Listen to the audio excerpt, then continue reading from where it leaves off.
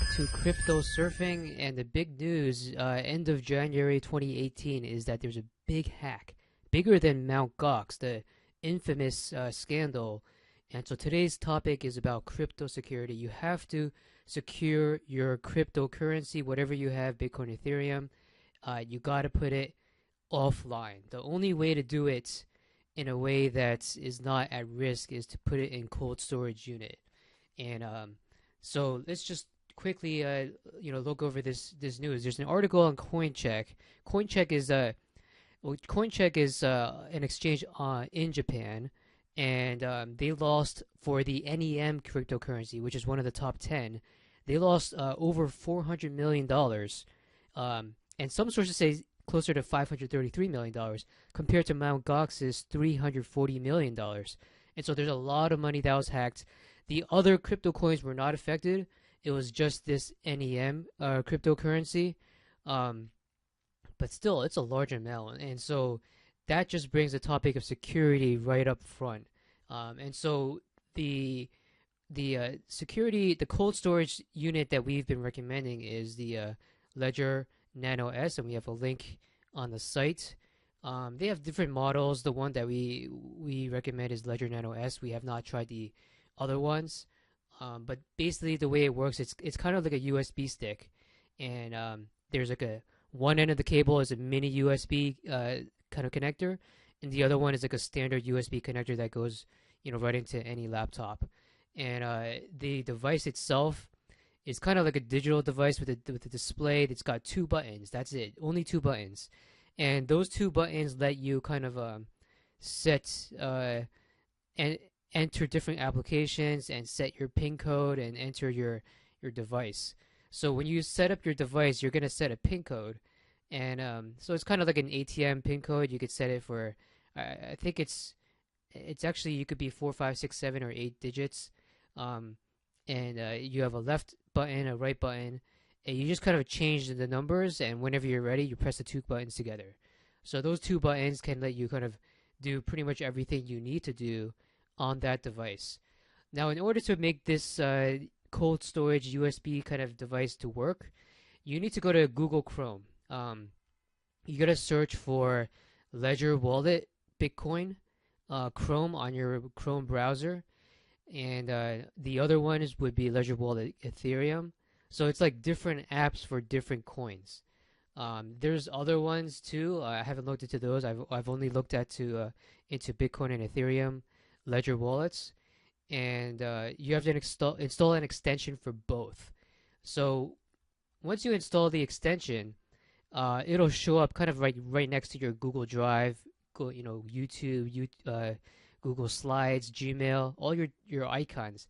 There's like two additional icons, one for Ledger Wallet Bitcoin and one for Ledger Wallet Ethereum. So once you go inside of that, if you don't see this, go to the top right settings gear icon, and then go to My Extensions and Apps, and you should see it there. So once you're in there, you have to simultaneously on your device navigate to the Bitcoin or Ethereum app, and then press those two buttons together. And then once you do, then on your computer, it'll pop up a display, and it'll display like how many Ethereum you have, and you can send your tokens elsewhere. You could also receive it, and then if you want to send it to your wallet, then you just copy and paste the address there, and send it to that address. So that's the cold storage unit. It's like a European company. They send these devices. It takes like 2 to 3 weeks to ship, sometimes longer, depending on where you are and depending on how backed up they are. I know certainly in the holiday season, going into 2018, the shipping time was delayed a bit. But in general, this is kind of like the gold standard for security at the moment. There could be new things that come out later, but that's generally the case. So again, if you don't have the link, I'll put it in the description below. You can also find the link on the site. And so looking at Bitcoin and Ethereum charts, both have been lagging lately. There has been a down kind of trend line on both Bitcoin and Ethereum, and all week it's been staying below this line, and I would say only as of the morning of January 27th on a Saturday did it even just start popping up over the trend line. I don't know if it will hold. Um, it seems possible that it will. Certainly, Ethereum looks stronger, but it's kind of critical that Bitcoin, makes it over this trend line, because if it fails at this trend line, we're going to break down below 10,000 and probably go towards 8,000. And if it's able to clear it, then the next resistance is somewhere around 13,500, 14,000 maybe. So that's basically where we are at the charts. People say cryptos are in a bubble, and some say it's burst. But hey, I mean, have you seen the S&P 500 and Nasdaq charts? I mean, these charts just go up and up and up and up. They do not correct. In a way, it's actually made it more difficult to trade, because without any kind of correction, it's kind of hard to have a good entry. It's like every entry has to be at a very, very high price if you buy, and it's not easy to trade a market that just keeps going up. And so with crypto, there's more of a correction. So a lot of technical analysts are saying 8,000, and so there seems like a lot of people that are ready to buy at that level. Whether it clears this downtrend line in the near term, we'll have to see how the rest of the weekend performs. But right now, Ethereum is outperforming Bitcoin, and it seems a bit stronger. Litecoin, of course, of the big three, at least the big three on Coinbase, Litecoin is the weakest of the three. And so we'll just have to kind of see how this market plays out. So it looks like it could be, I guess, cautiously optimistic is kind of like the term you would use in this kind of scenario. But yeah, so whatever you have, make sure you secure your cryptocurrencies in, if you have Bitcoin and Ethereum, in a Ledger wallet. I'm going to research the other tokens that are involved for cold storage, but want to let you know about this device. If you do want one, you got to order it now, because it's going to take like 3 weeks to ship.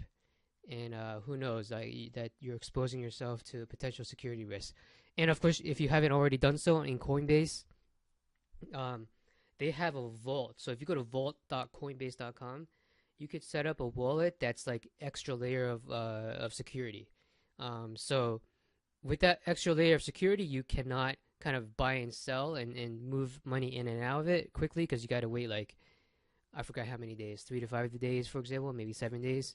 And so you want to make sure that what you put in the vault is there for the long term. And if you want to trade in and out, then you want to keep that money in a hot wallet, in the digital wallet itself, or transfer it to GDAX. For long term, of course, put it in the vault. So those are the major security lessons you got to know, especially in the context of this over $400 million hack in this Japanese exchange that's even bigger than the $340 million Mt. Gox one just a few years ago. So you don't want that to happen. You don't want to be one of them. So even though they said they're going to reimburse some people, and even though it only affected the NEM cryptocurrency, you do want to protect yourself. And so Ledger Nano S is what we recommend. That's it for today's security lesson.